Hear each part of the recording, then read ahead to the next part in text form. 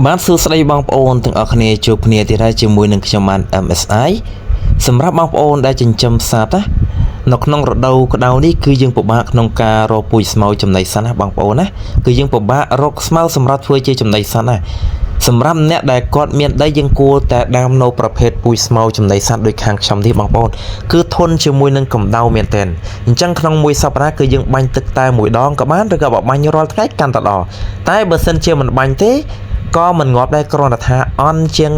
ដែលយើងបាញ់តែប៉ុណ្ណោះអញ្ចឹងសម្រាប់បងប្អូនដែលចិញ្ចឹមសត្វនៅក្នុងរដូវនេះបើសម្រាប់មេដែលមានកូនគឺគ្មានទឹកដោះសម្រាប់ឲ្យ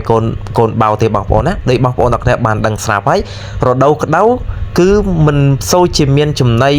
ដើម្បីបង្កើតទឹកដោះសម្រាប់មេនិងផ្ដល់ទៅឲ្យកូនទេគឺអត់មានទេអញ្ចឹងអ្នកដែលមានគោដែលមានកូនឬក៏គោដែលកំពុងតែពោះធំ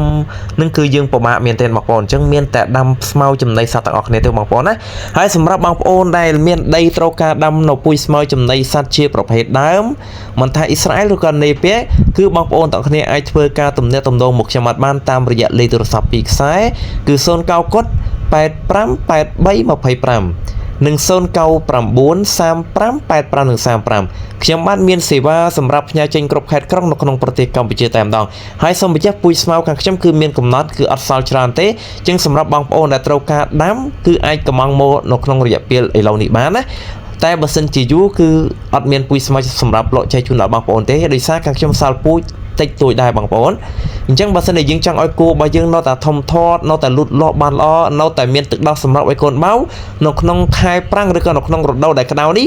គឺមានតែដាំពូជស្មៅចំណីសត្វឯងព្រោះពូជស្មៅចំណីសត្វហ្នឹងគឺសម្បូរទៅដោយប្រូតេអ៊ីនវីតាមីនជាតិរ៉ែជាតិធម្មពលគឺមានទាំងអស់មិនដូចជាស្មៅធម្មជាតិបងប្អូនណាអញ្ចឹងសម្រាប់ការចាប់អារម្មណ៍អាចទំនាក់ទំនងមកខ្ញុំបានសូមអរគុណសូមជម្រាបលា